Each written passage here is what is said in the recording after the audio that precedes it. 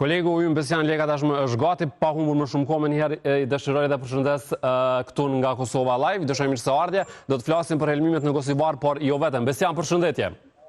Përshëndetje dhe për ju. Faleminderit shumë për kohën, ku gjendesh për momentet dhe cilat janë zhvillimet, lajme që vijnë nga atje?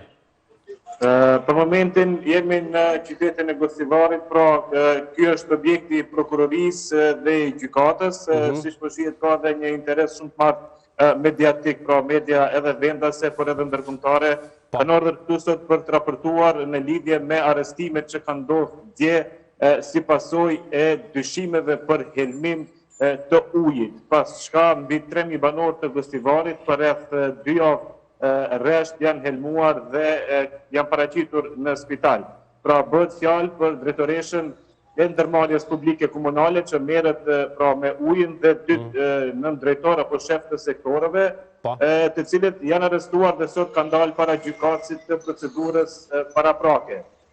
Pra dyshimet e para janë që një ujë i kanalizimit që ka kaluar afër ujit të pishëm me qëllim të testimit të rrjetit të ujësjellësit është futur me 3 pompa në rrjetin e ujësjellësit dhe atë ditë pra janë lajmëruar qytetarët që të mos e përdorin ujin. Megjithatë, edhe pas asaj dite pompat kanë vazhduar që të jenë aty dhe të mbushin pra ujin e pishëm me ujë të ndotur.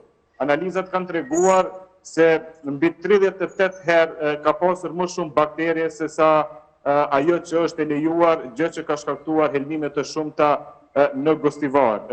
Ne sapo kemi përfunduar briefingun me prokurorët e rastit, të cilët na njoftuan se nuk përfundon rasti këtu, pra dyshohet se ka dhe njerëz tjerë të përfshirë dhe sa arrestimet numri i arrestimeve mund të rritet. Sipas informacioneve të prokurorisë, nëse kjo vepër vërtetohet pra edhe nga gjykata, kjo akuzë të dyshuarit rrezikojnë që të dënohen nga 4 vjet e sipër. Pra minimumi është 4 vjet, ndërsa maksimumi nuk është i përcaktuar, pra gjë që mund të ngrit dyshime që mund të ketë edhe burgim të përjetshëm për këtë. Megjithatë, kjo do të mbetet në duart të gjykatës dhe gjithashtu gjithë kjo fatkeqësi pra që ka ndodhur në Gosivar ka një anë të mirë që deri tani nuk ka asnjë viktimë dhe që të gjithë pacientët që kanë pasur probleme tani më janë përmirësuar pas trajtimit që kanë marrë në spital dhe janë në gjendje të mirë shëndetësore. Po, për këtë natyrisht na vjen shumë mirë, po gjithsesi Besian, cilat kanë qenë shenja, domethënë me çfarë probleme shëndetësore janë përballur ata që janë helmuar?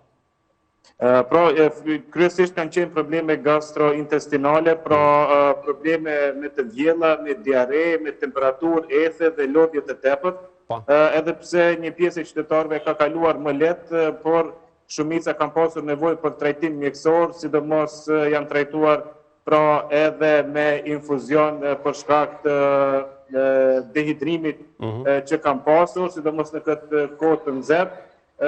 Shumica e pacientëve kanë qenë pra nga qyteti në brendësi të Gosivarit, por ka pasur dhe njerëz të cilët përkohësisht kanë ardhur këtu dhe më pas janë kthyer në qytete të tjera, por kanë pirë ujë apo kafe dikun dhe u ka shkaktuar edhe atyre helmim. Gjithashtu përveç bakterieve, në disa pika të mostrës ku janë marrë ujë në qytet është gjetur një sasi shumë e madhe e klorit. Pra, pas dyshohet gjithashtu që edhe janë fshehur të dhënat nga institute tjera që kanë bërë analiza gjatë ditëve në vijim, për shkak se pompat kanë punuar për më shumë se 3 javë, ndërsa herën e fundit kur është bërë testimi, pra gjatë këtyre 3 javëve rezultatet janë plasuar në publik se kanë qenë të mira dhe uji ka qenë i pishëm, por faktikisht nga ajo që kemi parë, pra nga numri i pacientëve që janë shtruar në spital, uji nuk ka qenë i pishëm. Po, ka qenë e kundërta. Besian, sa është numri, nëse flasim sakt me shifra, sa është numri atyre që kanë kërkuar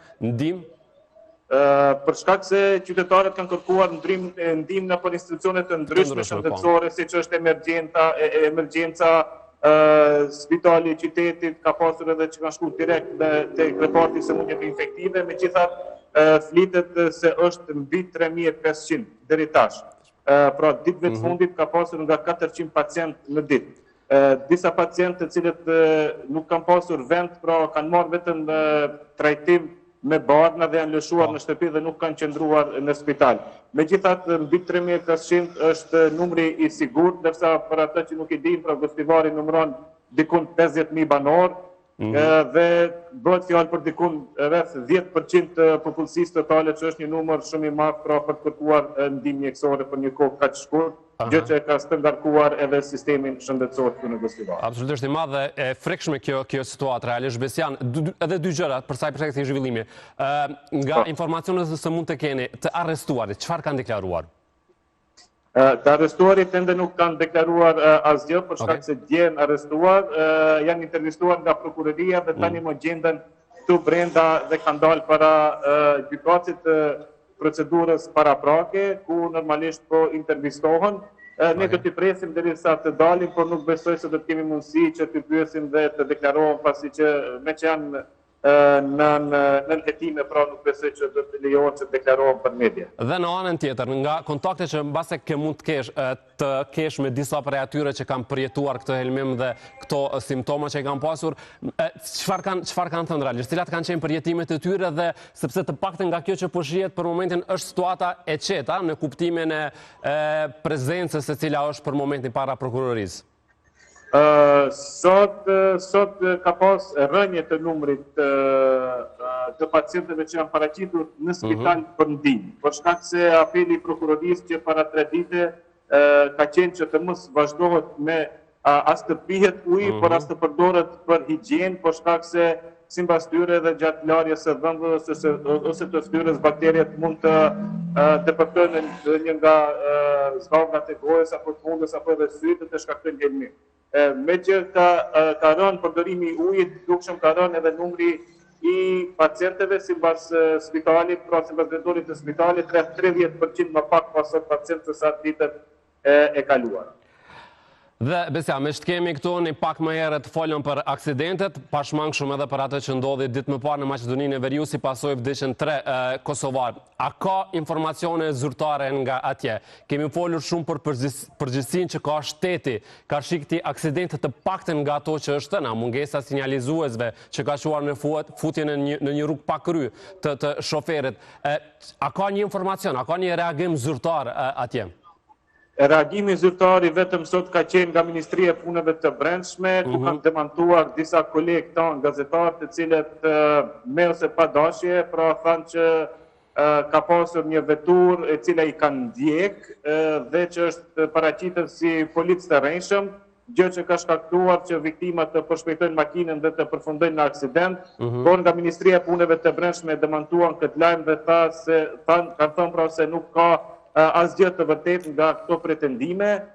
Megjithatë, gjithë problemi pra qëndron tek mungesa e sinjalizimit, siç keni mund ta shihni në atë pjesë të rrugës, është vetëm një tregues shumë i vogël i plastikës, ndoshta është as 1 metër mbi asfalt, gjë që është shumë problematike që të shihet natën, e sidomos nga njerëz të cilët nuk e frekuentojnë shpesh atë rrugë. Pra, si që dim, gjithmonë jo vetëm aty, por në për shumë pjesë të Maqedonisë së Veriut, ka mungesë të sinjalizimit dhe shpesh herë pra njerëzit të cilët vinë për herë të parë aksidentohen dhe fatkeqësisht pra si që kemi edhe rastin e rrugën Shkup-Blac, që shumë shpesh frekuentohet nga shtetasit e Kosovës për të ardhur në Shkup, por edhe nga shqiptarët e Maqedonisë të cilët shkojnë në Kosovë, shumë shpesh kemi aksidente në atë rrugë edhe si pasojë mungesës së sinjalizimit. Okej, se Besja, krejt e fundit dua të pës pikërisht për këtë. Në këtë rrugë që kur ka nisur punimet, a ka pasur gjithmonë mungesë sinjalizuesve apo kanë qenë e që mbase mund të jenë larguar nga njerëz të papërgjegjshëm, që nuk e mendojnë që mund të çojë deri në aksidente të tilla fatale? Nga jo, për shkak se unë frekuentoj shumë shpesh atë rrugë, nuk është që ka pasur sinjalistik të mjaftueshme. Megjithatë, thash që nëse njerëzit që frekuentojnë shumë shpesh vetëm se e dinë më se ku do të ndalohet dhe ku jo. Ka 2 rrethrotullime të cilat janë shumë vështirë për të vërtetur. Pra ka edhe rrugët të cilat të shpihen për në autostradën që është e papërfunduar, ku gjithashtu ka mungesë të sinjalizimit apo të bllokuesve. Me që rruga nuk është e përfunduar, atëherë duhet të ketë blokadë që të mos i lejon njerëzit që të futen aty. Megjithatë, këtu nuk ka pasur dhe mendoj që kjo ka mund të çojë deri në aksidentin fatal i cili i mori jetën 3 njerëzve shtetas Kosovë. Besian, faleminderit shumë për këtë lidhje, shumë mirënjohës për këtë bashkëpunim dhe gatishmërinë tënde. Faleminderit shumë. Gjithmonë, merci. Faleminderit.